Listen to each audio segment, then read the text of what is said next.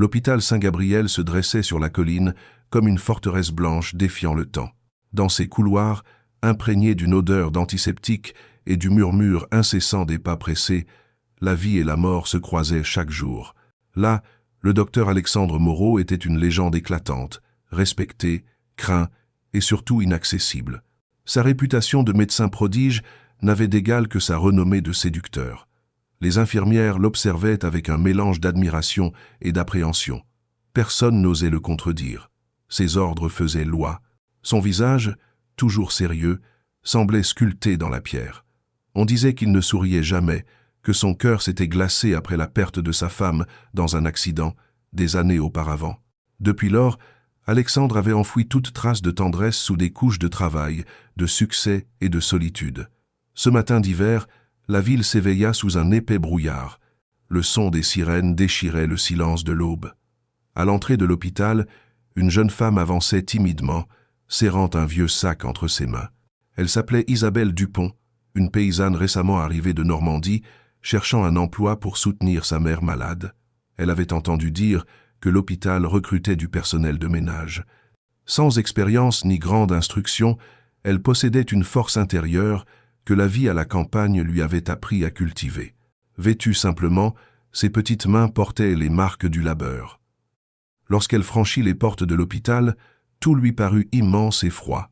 Les lumières blanches, les couloirs interminables, l'agitation des gens. Elle s'approcha du comptoir d'accueil d'une voix hésitante. « Bonjour. On m'a dit que je pouvais me renseigner pour le poste de ménage. » La réceptionniste leva à peine les yeux.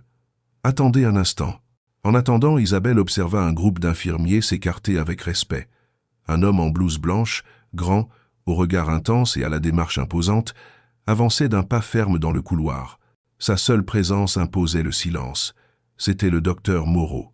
Isabelle sentit l'air se figer un instant. Ce n'était pas sa beauté, pourtant indéniable, mais l'énergie qu'il dégageait. Il y avait en lui un mélange d'autorité et de tristesse qui la fit baisser les yeux immédiatement. « Que fait cette femme ici ?» demanda Alexandre en la voyant sans la moindre douceur. « C'est la nouvelle candidate pour le poste de ménage », répondit la réceptionniste d'une voix tendue. Il l'observa de haut en bas avec une froideur qui la fit trembler. « J'espère qu'elle ne causera pas de problème. Cet hôpital n'a pas de place pour l'incompétence. »« Je n'en causerai pas, monsieur, » dit Isabelle, ravalant l'humiliation. « Nous verrons, » rétorqua-t-il en se détournant. Ce fut leur première conversation, brève, dure, inoubliable. Les premiers jours, Isabelle travailla plus dur que quiconque. Elle arrivait avant l'aube, nettoyait chaque recoin, endurait les cris et les exigences des infirmières qui se croyaient supérieures. Personne ne le remarquait, mais son travail assurait une précision dans le fonctionnement de l'hôpital. Un après-midi, alors qu'elle frottait le sol de l'aile de chirurgie, elle entendit des voix dans la salle voisine. C'était le docteur Moreau en discussion avec un autre médecin. « Je ne mettrai pas une vie en danger pour un caprice administratif, » disait-il d'un ton ferme. « Si vous voulez remettre en question mes méthodes, faites-le après avoir sauvé le patient. » L'autre médecin marmonna quelque chose, mais Alexandre l'ignora. Son autorité était absolue. En sortant de la salle, il croisa Isabelle, penchée, nettoyant le sol. Leurs regards se rencontrèrent un instant. Elle s'écarta rapidement, embarrassée. « Depuis combien de temps êtes-vous là » demanda-t-il d'un ton sec.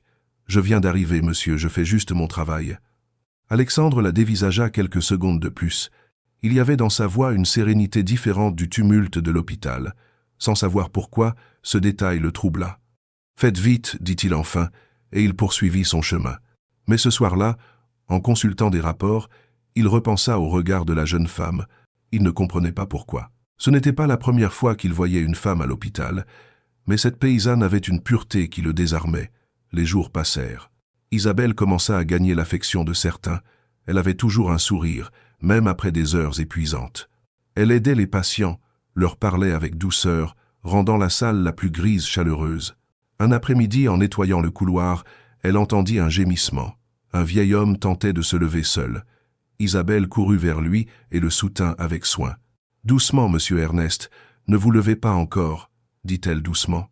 L'homme sourit faiblement. « Merci, ma petite, on ne s'arrête pas souvent pour un vieux comme moi. »« Moi, si, » répondit-elle avec tendresse.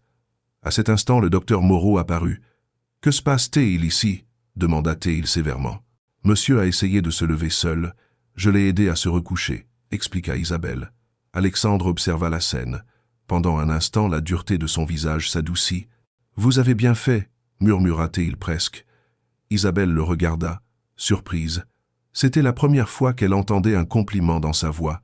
Ce soir-là, alors que l'hôpital dormait, Alexandre resta dans son bureau, regardant par la fenêtre.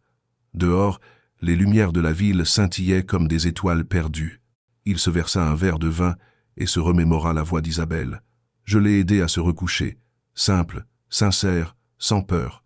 Pour la première fois depuis des années, le docteur Moreau sentit quelque chose bouger en lui. Une fissure dans le mur de glace. Il ne l'admettrait jamais, mais cette jeune paysanne avait réveillé en lui quelque chose qu'il croyait mort, la capacité de ressentir. Sans le savoir, Isabelle avait aussi remarqué quelque chose. Derrière la rudesse du médecin, il y avait une blessure invisible. Et bien qu'elle ne comprit pas encore, leur destin était sur le point de s'entrelacer d'une manière qui changerait leur vie à jamais. L'hôpital Saint-Gabriel ne dormait jamais. Les néons restaient allumés jour et nuit, reflétant dans les couloirs la fatigue de ses occupants. Pour Isabelle, cet endroit était un univers inconnu, machine bourdonnante, patient soupirant entre la vie et la mort, médecin marchant avec l'urgence de ceux qui portent le poids du monde. Chaque jour, son corps s'épuisait, mais son esprit restait ferme. Elle avait promis de ne pas abandonner et tenait parole avec la même détermination qu'elle mettait à travailler la terre dans son village. Pourtant, son esprit ne pouvait s'empêcher de penser au docteur Moreau. Cet homme était un mystère. Il dégageait une force imposant le respect, mais aussi une solitude qui l'entourait comme un mur invisible. Isabelle l'observait de loin, essayant de comprendre quelle tristesse se cachait dans ses yeux gris qui ne s'attardaient sur personne plus d'une seconde. Un matin, en nettoyant le sol de la salle des urgences, elle entendit des cris. Une infirmière courait, paniquée. Accident sur l'autoroute, 3 blessés graves. Isabelle s'écarta juste à temps alors que les portes s'ouvraient brusquement. Les brancardiers entrèrent en hâte, poussant des patients couverts de sang. Derrière eux, Alexandre apparut, le visage dur, donnant des ordres précis. « Salle 3 prête dans 5 minutes. J'ai besoin de plasma O négatif et appelez l'équipe de chirurgie. » Sa voix était ferme, tranchante, sans place pour le doute. Isabelle l'observa travailler, hypnotisée par la précision de ses mouvements. Chaque geste semblait calculé pour sauver une vie, mais ce qui l'impressionna le plus fut le calme qu'il maintenait au milieu du chaos. Ses mains, fermes et sûres, ne tremblaient pas. Il était fait pour contrôler l'incontrôlable. Des heures plus tard, le silence revint à l'hôpital. Le docteur Moreau sortit de la salle, sa blouse tachée de sang. Il ôta ses gants, exhala avec fatigue et marcha dans le couloir où Isabelle nettoyait en silence. « Toujours là ?» demanda-t-il d'une voix rauque. « Oui, monsieur, il fallait tout remettre en ordre, » répondit-elle sans le regarder directement. Il hocha la tête, comme si sa présence était étrangement réconfortante. Il s'assit sur un banc et passa une main sur son visage. « Depuis combien d'heures êtes-vous réveillé ?» demanda-t-il. « Depuis 6 heures du matin, » dit-elle avec un léger sourire. « Vous devriez vous reposer, vous aussi, » osa-t-elle répondre avec une douceur qui le désarma. Alexandre leva les yeux, surpris. Personne ne lui parlait sur ce ton, ni les infirmières qui l'admiraient, ni les collègues qui le craignaient. Il y avait dans la voix de cette jeune femme quelque chose qui le touchait d'une manière qu'il ne comprenait pas. Un instant, il voulut répondre, mais l'orgueil l'en empêcha. « Ce n'est pas votre affaire, » rétorqua-t-il froidement. Isabelle baissa les yeux, rougissante. « Pardon, docteur, je ne voulais pas vous offenser. » Il soupira, regrettant son ton. « Non, ne vous excusez pas. » Après une pause, il ajouta « Parfois, j'oublie qu'il y a encore des gens qui se soucient. » La phrase flotta entre eux. Isabelle le regarda et, pour la première fois, vit l'homme derrière le médecin, fatigué, seul, vulnérable. Les jours suivants apportèrent une routine silencieuse entre eux. Ils ne parlaient pas beaucoup, mais quand leurs chemins se croisaient, quelque chose d'invisible se produisait. Isabelle le saluait avec respect, et il répondait d'un léger hochement de tête, essayant d'ignorer la chaleur que son sourire éveillait, jusqu'à ce que la distance se brise à nouveau. Isabelle nettoyait la salle de pédiatrie lorsqu'une fillette de 6 ans se mit à pleurer désespérément. Opérée de l'appendicite, elle réclamait sa mère, absente. Isabelle s'approcha et lui caressa les cheveux. « Calme-toi, ma chérie, ta maman viendra bientôt. » murmura-t-elle. La fillette sanglota. J'ai mal. Ça va passer. Veux-tu que je te chante quelque chose? La petite acquiesça, et Isabelle entonna une douce mélodie, une chanson populaire normande sur le soleil et les champs en fleurs. Sa voix emplit la pièce d'une douceur qui semblait apaiser même l'air. Alexandre l'écouta depuis la porte. Il ne dit rien, il l'observa seulement. À cet instant, il comprit qu'Isabelle possédait quelque chose que l'hôpital avait perdu depuis longtemps, l'humanité. Cette capacité à guérir sans bistouri, à soigner par des mots. Quand elle termina, il s'approcha. « Je ne savais pas qu'en plus de nettoyer, vous aviez le talent d'apaiser les patients, » dit-il avec un sourire à peine perceptible. Isabelle sursauta. « Pardon, monsieur, je ne voulais pas perturber l'ordre. »« Non, vous avez bien fait, » l'interrompit-il. « Parfois, l'âme souffre plus que le corps. » Leurs regards se croisèrent, et aucun ne sut quoi dire. Il y avait une connexion silencieuse, une tendresse contenue qu'ils tentaient tous deux de nier. Ce soir-là, de retour dans sa chambre, Isabelle ne put dormir. Pourquoi cet homme la troublait-il autant? Il était rude, distant, et pourtant, chaque fois qu'il s'approchait, son cœur s'emballait. De son côté, Alexandre arpentait les couloirs vides de l'hôpital. L'image d'Isabelle chantant à l'enfant le hantait. Qu'avait cette jeune femme qui lui rappelait tant la paix perdue? Il ferma les yeux et s'allongea dans son bureau. Dans le silence, son esprit revint à sa voix, douce et sereine, et il comprit quelque chose qui l'inquiéta plus que n'importe quel diagnostic. Il commençait à avoir besoin d'elle, mais le destin, comme toujours, ne resterait pas immobile.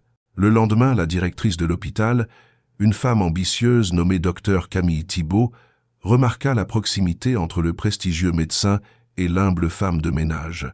Camille, secrètement amoureuse d'Alexandre depuis des années, ressentit une jalousie brûlante. « Cette paysanne ne restera pas longtemps ici », murmura-t-elle entre ses dents.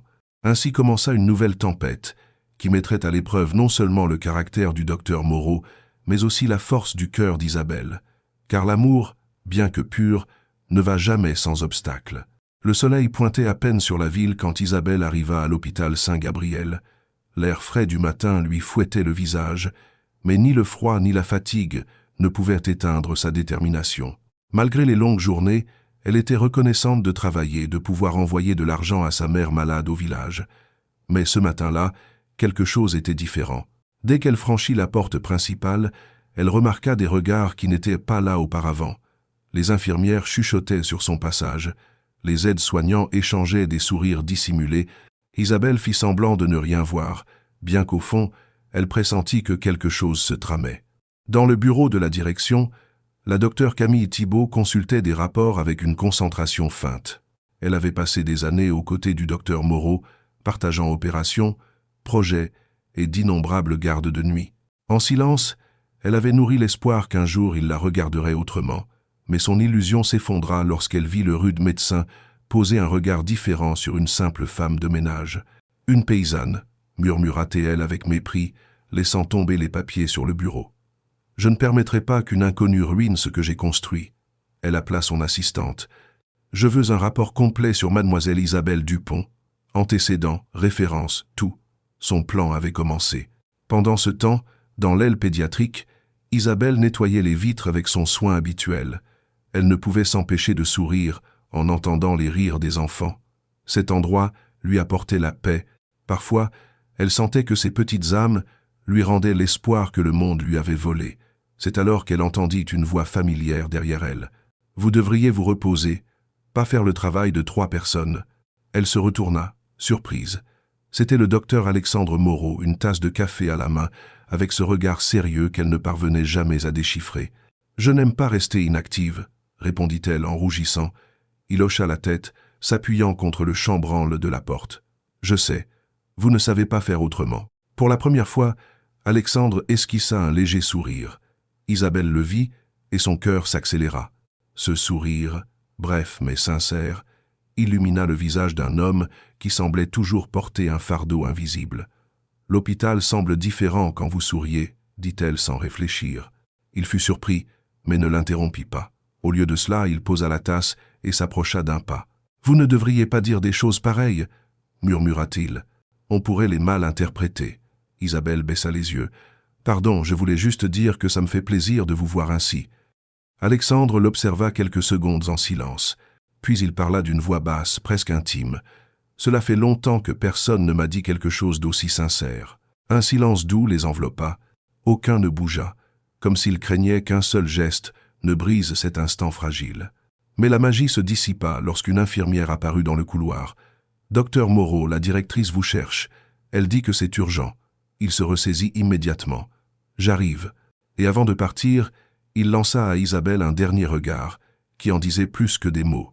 Dans son bureau, Camille l'accueillit avec un sourire qui n'atteignait pas ses yeux. « Alexandre, » dit-elle poliment, « nous devons parler d'une chose importante. » « De quoi s'agit-il » Elle fit glisser un dossier sur le bureau. « À propos de la nouvelle femme de ménage, Isabelle Dupont, j'ai reçu des rapports inquiétants. » Il fronça les sourcils. « Quel genre de rapport ?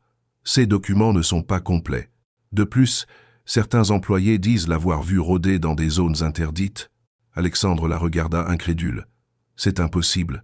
C'est une travailleuse acharnée. » Camille feignit la surprise. « Vous la défendez. »« Je défends la vérité. Je ne tolère pas les accusations sans preuve. » Camille sourit, une lueur malveillante dans les yeux. « Je ne fais que mon devoir. Je ne voudrais pas qu'une personne aux intentions douteuses nuise à la réputation de l'hôpital, ni à la vôtre. » Alexandre comprit l'insinuation. Son visage se durcit. « Faites attention à vos paroles, Camille. » Elle baissa les yeux, feignant l'humilité. « Bien sûr, Alexandre, je ne fais que vous protéger. » Ce soir-là, Isabelle fut convoquée au bureau des ressources humaines. Un homme à la voix bureaucratique l'informa qu'il y avait des doutes sur ses documents et qu'en attendant une résolution, elle devait être temporairement suspendue. « Quoi » demanda-t-elle, la voix brisée. « Mais je travaille tous les jours, je n'ai rien fait de mal. »« Je n'en doute pas, mademoiselle Dupont, mais ce sont les ordres de la direction. » Isabelle quitta le bureau, les yeux pleins de larmes. Dans le couloir, elle croisa Alexandre.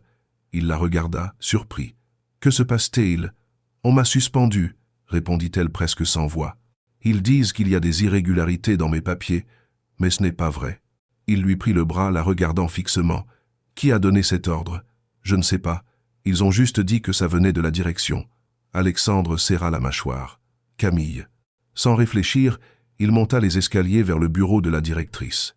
Isabelle tenta de l'arrêter, mais il n'écouta pas. Il entra sans frapper. « Que signifie tout cela » rugit-il. « Pourquoi avoir suspendu Isabelle ?» Camille se leva lentement, feignant la surprise. « Alexandre, vous vous emportez. Nous suivons juste les procédures. Ne mentez pas. Son travail est impeccable. »« Impeccable » répéta Camille avec un sourire amer. « Depuis quand défendez-vous une femme de ménage avec autant de ferveur ?» Le silence tomba entre eux.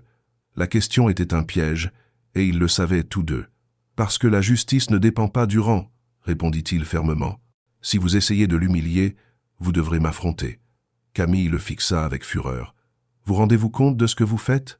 Vous risquez votre carrière pour une femme qui n'appartient pas à notre monde.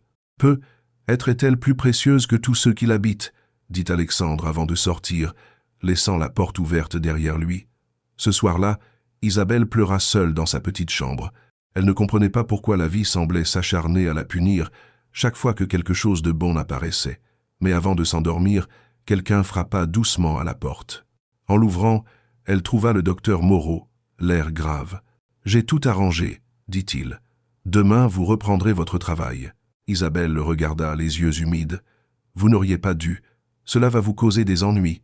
Laissez-moi décider quels ennuis je veux avoir, » répondit-il avec un léger sourire. Leurs regards se croisèrent dans le silence. Aucun mot ne pouvait décrire ce qu'ils ressentaient, mais une chose était claire. À partir de cette nuit, leur destin était irrémédiablement lié, et bien qu'aucun n'osât l'admettre, l'amour avait déjà commencé à naître dans les couloirs de l'hôpital Saint-Gabriel. La nuit était tombée sur la ville, mais à l'hôpital Saint-Gabriel, les lumières restaient allumées. L'air sentait l'antiseptique et la fatigue. Isabelle marchait doucement dans un couloir vide, portant un seau d'eau propre. Elle était revenue grâce à l'intervention d'Alexandre, bien qu'elle sût que sa présence ne passait plus inaperçue. Les regards, les chuchotements, les jugements silencieux pesaient sur ses épaules, mais elle ne se plaignait pas. Depuis l'enfance, elle avait appris que le silence était son meilleur bouclier. Ce que personne ne savait, c'est que cette jeune femme simple, à la voix douce et au sourire timide, commençait à ressentir quelque chose qui l'effrayait plus que l'injustice, l'amour. Ce matin-là, en nettoyant le sol de la salle de repos, Elle entendit la voix grave du docteur Moreau derrière elle. « Vous ne devriez pas faire les tâches les plus lourdes. Vous en avez assez fait aujourd'hui. » Isabelle se retourna, surprise. « Ça ne me dérange pas, docteur. Je préfère rester occupée. » Il l'observa quelques secondes, comme s'il voulait percer le secret de cette sérénité constante. Puis il s'approcha et lui tendit une tasse de café. « Prenez, c'est chaud. » Elle hésita. « Je ne peux pas accepter. »« Ce n'est pas un ordre, Isabelle, » l'interrompit-il doucement. « Juste un café. » Elle le prit avec précaution, sentant la chaleur de la tasse entre ses mains. Ce geste simple lui sembla le plus humain qu'on lui ait offert depuis longtemps. Pendant quelques secondes, le silence suffit. Il n'y avait pas besoin de mots.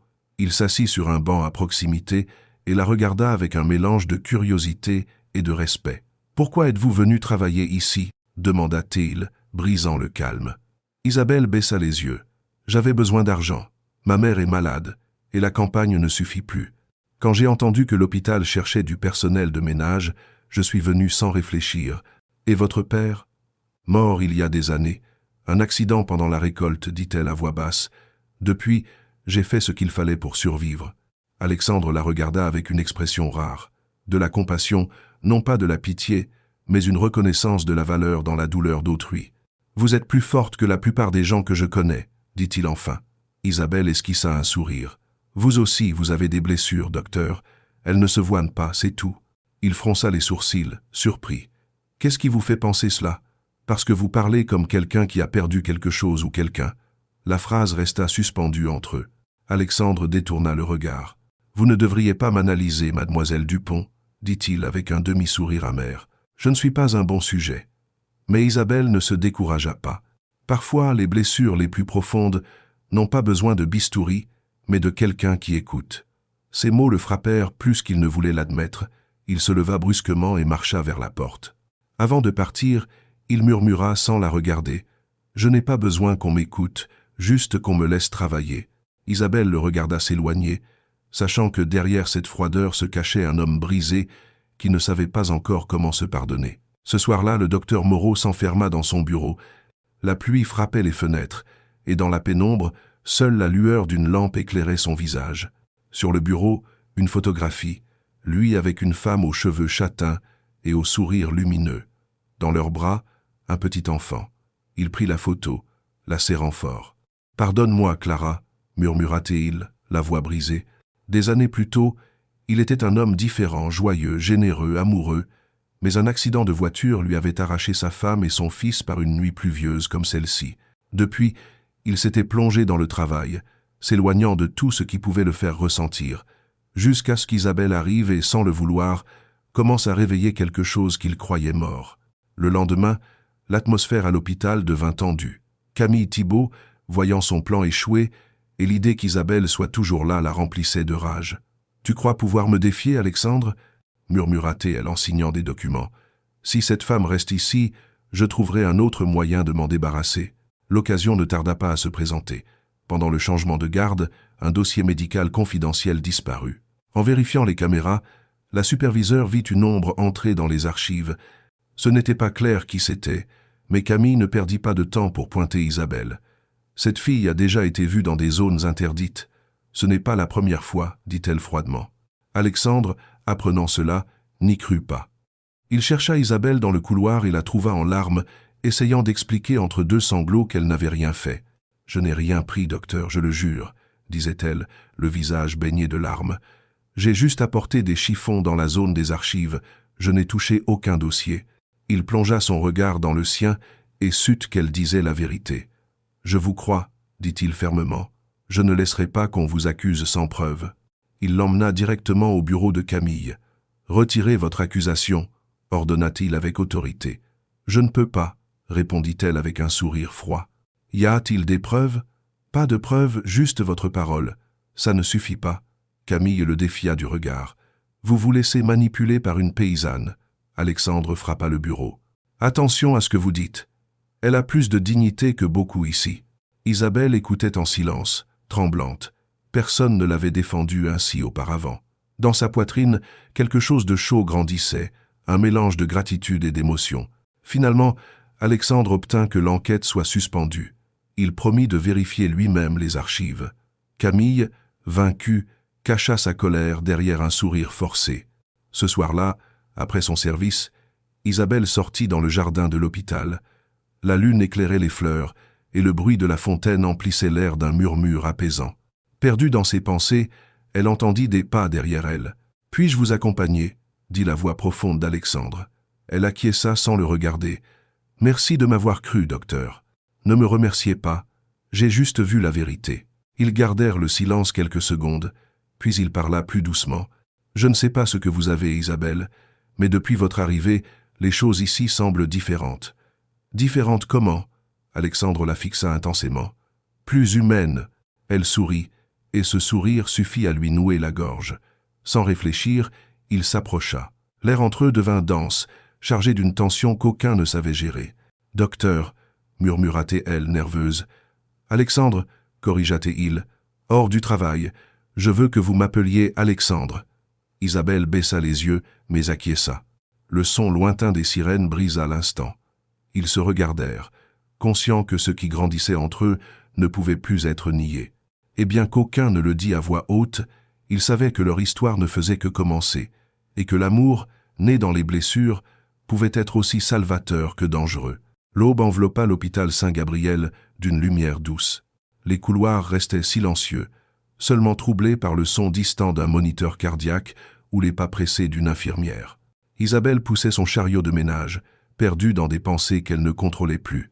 Depuis cette nuit dans le jardin, les mots d'Alexandre résonnaient dans son esprit. « Hors du travail, appelez-moi Alexandre ». Cette simple phrase avait abattu le mur invisible qui les séparait. Pourtant, chaque fois qu'ils se croisaient dans la journée, ils feignaient la normalité, comme si rien n'avait changé. Mais un frôlement, un regard, un salut suffisaient à faire battre le cœur d'Isabelle à tout rompre. Alexandre luttait aussi contre son propre trouble. Dans son bureau, en consultant des rapports cliniques, il ne pouvait s'empêcher de se laisser distraire. L'image de la jeune paysanne s'insinuait entre les pages comme un souvenir persistant.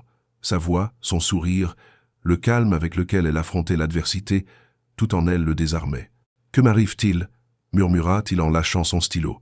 Pendant des années, il s'était enfermé dans sa douleur, refusant toute possibilité de ressentir. Il avait juré de ne plus jamais s'impliquer émotionnellement avec quiconque, mais Isabelle était arrivée sans permission, comme une brise chaude entrant par une fenêtre oubliée. Cet après-midi-là, un violent orage s'abattit sur la ville. Les éclairs illuminaient le ciel gris alors que l'hôpital se préparait à une urgence. Un autobus avait percuté sur la route et les blessés arrivaient les uns après les autres. Isabelle, sans se soucier du danger, se porta volontaire pour aider. Elle courut aux côtés des infirmières, apportant des serviettes, nettoyant le sang, tenant des mains tremblantes. Elle n'était pas médecin, mais son humanité faisait plus pour les patients que bien des médicaments. Alexandre la vit au milieu du chaos, et quelque chose en lui trembla. Il y avait de la peur sur son visage, oui, mais aussi un courage qui le toucha profondément. « Isabelle » cria-t-il, alors qu'elle aidait un enfant blessé. « Attention, ne vous approchez pas trop du brancard. » Mais il était trop tard. Un patient en crise bougea brusquement et une bouteille de sérum tomba, explosant en 1000 morceaux. Les éclats de verre coupèrent le bras d'Isabelle. Alexandre se précipita vers elle. « Laissez-moi voir », ordonna-t-il avec autorité. Elle tenta de minimiser. « Ce n'est rien, docteur, juste une égratignure. » Il lui prit le bras avec soin, examinant la blessure. Le sang coulait lentement. « Il faut des points, » dit-il sérieusement. « Venez avec moi. » Sans accepter d'excuses, il l'emmena dans la salle de soins. La tension était palpable. Isabelle tremblait, non pas tant de douleur que de la proximité. Elle sentait la chaleur de son corps, le contact de ses mains fermes mais prudentes. « Vous ne devriez pas vous exposer ainsi » murmura Alexandre en nettoyant la plaie. « Ce n'est pas votre travail. Si je peux aider, je ne peux pas rester les bras croisés, répondit-elle.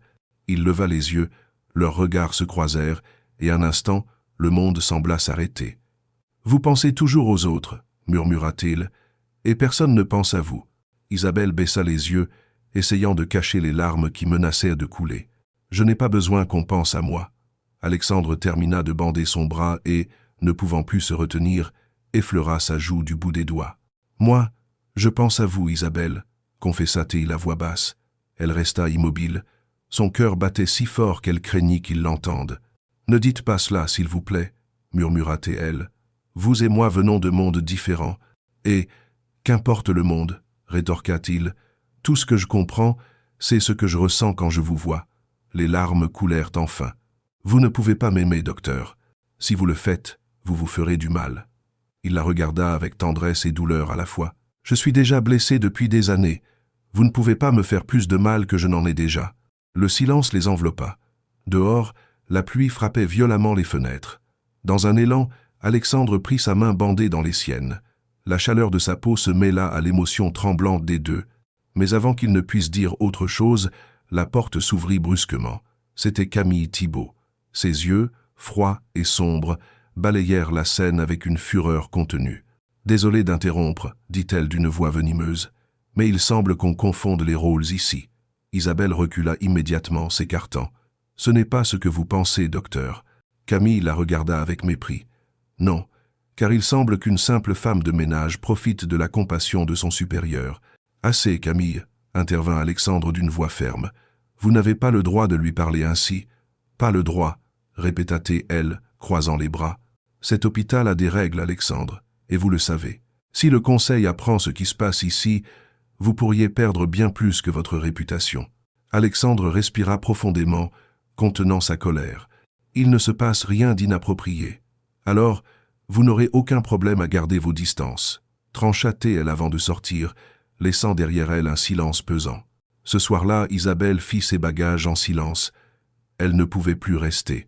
Elle savait que la docteure Thibault ferait tout pour la détruire, et elle ne voulait pas être la cause de la perte de la carrière d'Alexandre. Avant de partir, elle laissa une lettre sur son bureau. « Docteur Moreau, merci pour tout ce que vous avez fait pour moi, pour m'avoir défendu, pour m'avoir cru, pour avoir vu au-delà de ce que je suis, mais je dois partir. Je ne peux pas être un fardeau. Prenez soin de votre cœur.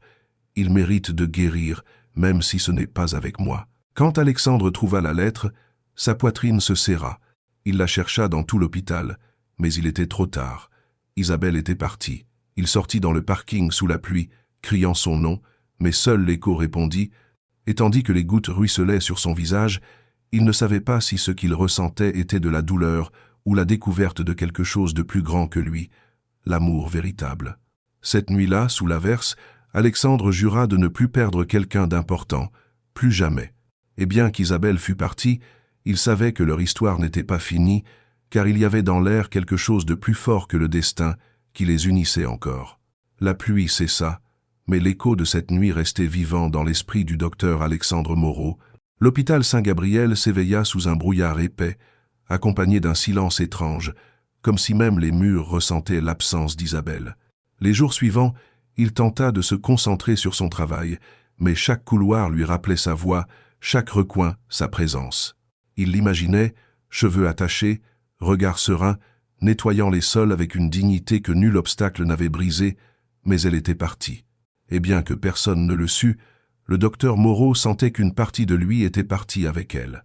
Dans la cafétéria de l'hôpital, les infirmières chuchotaient à voix basse. « On dit que la femme de ménage est partie sans prévenir », commenta l'une. « Ça ne m'étonne pas », ajouta une autre. La docteure Thibault ne cessait de la surveiller. Camille, écoutant depuis une table proche, feignait l'indifférence.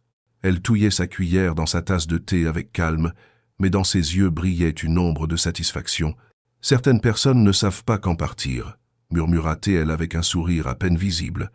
Pourtant, au fond, la victoire n'avait pas un goût sucré. Elle avait réussi à écarter Isabelle, certes, mais quelque chose en Alexandre avait changé depuis. Il ne souriait plus, dormait à peine, et ses réponses étaient devenues froides et tranchantes. Camille comprenait avec amertume que, bien que la jeune femme fût partie, son esprit restait là, vivant, habitant le cœur de l'homme qu'elle n'avait jamais pu conquérir. Alexandre, déterminé à ne pas laisser les choses ainsi, se mit à sa recherche. Il utilisa ses contacts, appela les mairies voisines, consulta des registres d'emploi. Personne ne savait rien. C'était comme si la terre l'avait englouti. Un après-midi, fatigué et frustré, il décida de conduire jusqu'au village dont elle avait parlé. Un petit endroit entouré de montagnes et de chemins de terre. À son arrivée, l'air sentait le bois brûlé et la pluie récente. Dans une maison modeste au bord du chemin, une vieille femme l'accueillit avec prudence. « Vous cherchez Isabelle » demanda-t-elle lorsqu'il mentionna son nom. Alexandre acquiesça. « Je suis un ami.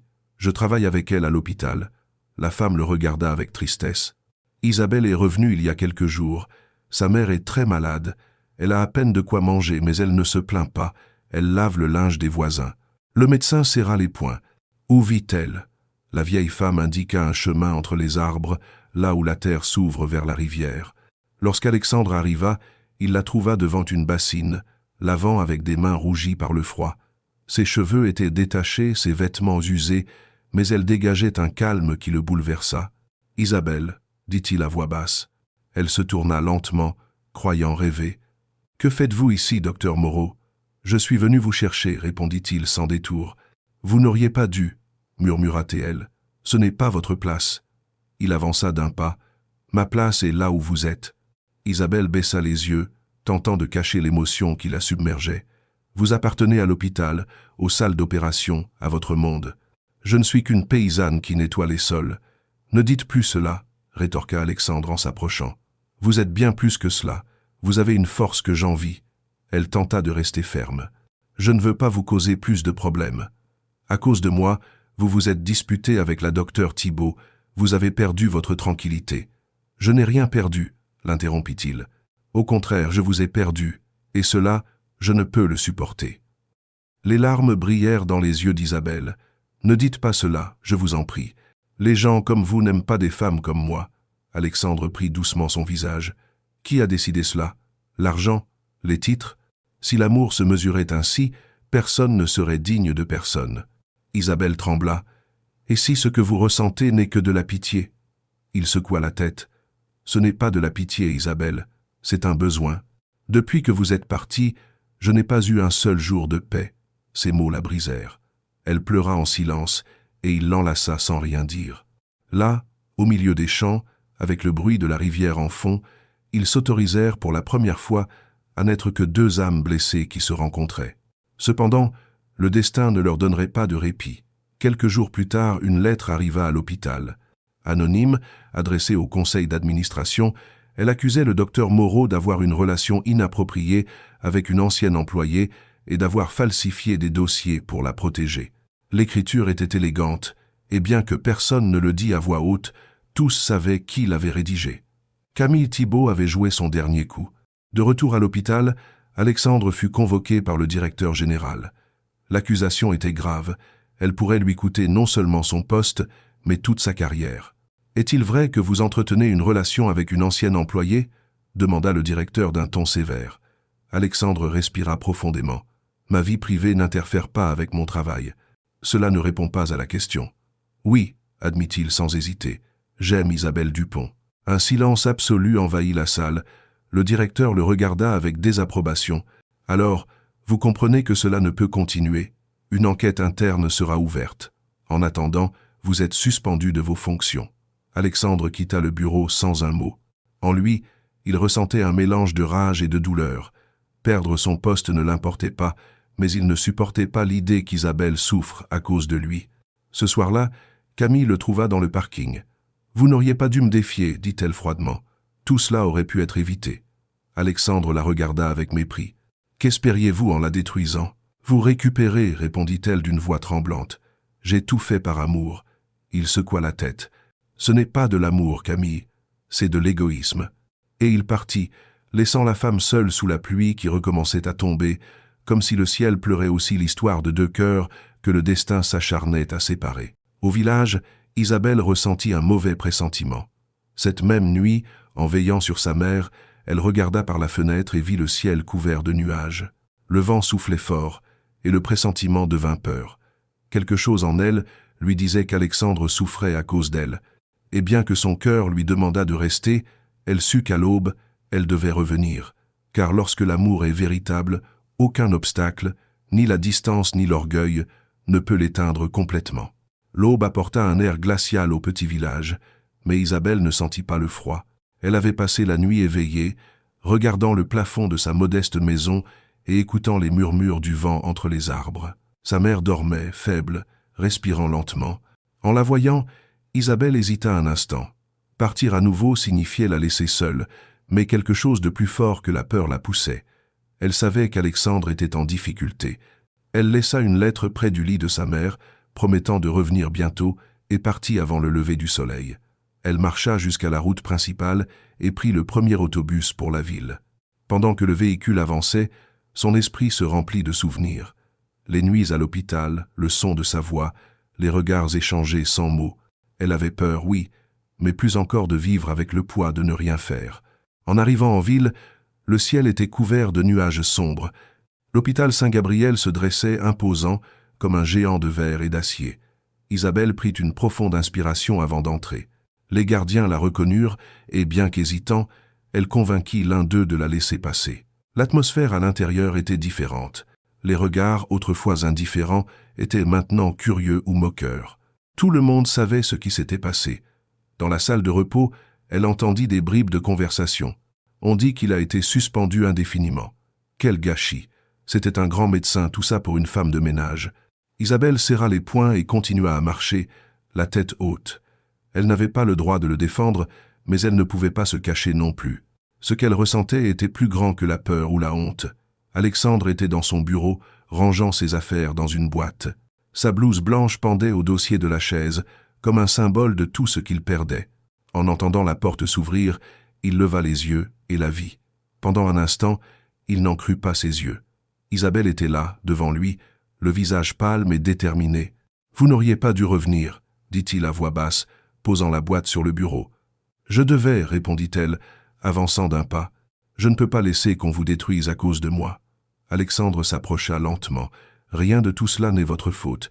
J'ai fait mes choix, et si je devais les refaire, je le ferais. » Elle le regarda dans les yeux. « Même si cela signifie perdre votre carrière, je préférerais tout perdre plutôt que vous perdre. » Les larmes roulèrent sur le visage d'Isabelle. « Ne dites pas cela. Je ne suis pas digne d'un tel sacrifice. »« Vous êtes plus que vous ne l'imaginez, » murmura-t-il en prenant ses mains. « Si le monde ne peut pas comprendre, laissons le monde derrière. » Cependant, l'instant fut interrompu par un coup sec à la porte. C'était le directeur général, accompagné de 2 membres du conseil. « Docteur Moreau, » dit-il fermement, « vous êtes convoqué à une audience disciplinaire, et vous, mademoiselle Dupont, devrez nous accompagner. » Le cœur d'Isabelle se serra. Dans la salle de réunion, une longue table les séparait des directeurs. Camille Thibault était là, l'air impeccable, mais ses yeux cachaient une tension qu'Alexandre seul perçut. Le directeur parla. « Nous avons reçu des plaintes formelles concernant votre conduite, docteur Moreau. Vous êtes accusé de négligence éthique et de falsification de dossiers pour favoriser une ancienne employée. » Alexandre garda un regard ferme. « Je n'ai jamais rien falsifié. Tout ce que j'ai fait, c'est la traiter avec le respect que tout le monde ici devrait avoir. » Le directeur le regarda sévèrement. « Vous reconnaissez donc une relation personnelle avec mademoiselle Dupont ?»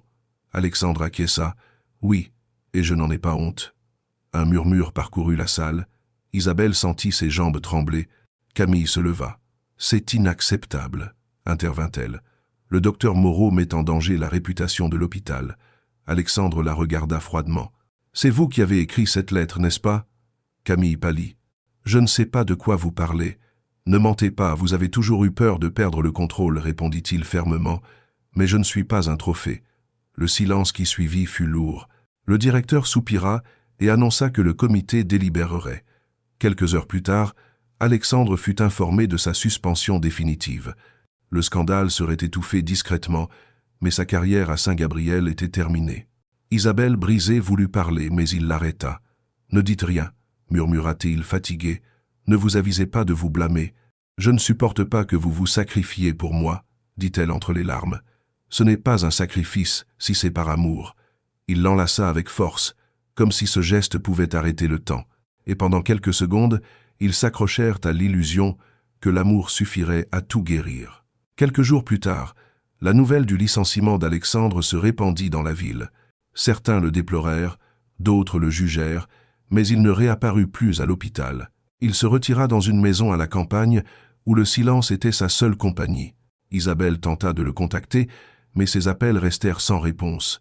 Elle le chercha sans succès jusqu'à ce qu'un après-midi, elle reçut une lettre écrite de sa main. « Isabelle, j'ai besoin de me retrouver avant de pouvoir vous retrouver. Ne me cherchez pas encore. Si notre amour est réel, le destin saura nous réunir. » Les larmes brouillèrent la vue de la jeune femme. Elle serra la lettre contre son cœur et murmura « Alors, je t'attendrai, Alexandre, même si le monde s'y oppose, je t'attendrai. Les mois passèrent. Isabelle trouva un emploi dans une petite clinique rurale, nettoyant et assistant.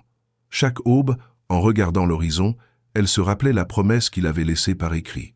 Elle savait que leur histoire n'était pas finie, car il y a des amours que, malgré les efforts de la vie pour les effacer, restent gravés dans la chair et l'âme, attendant le moment précis pour renaître. Et ce moment approchait. Le temps passa avec le calme implacable des saisons. Isabelle avait appris à vivre avec l'absence, bien que chaque battement de son cœur répétât son nom.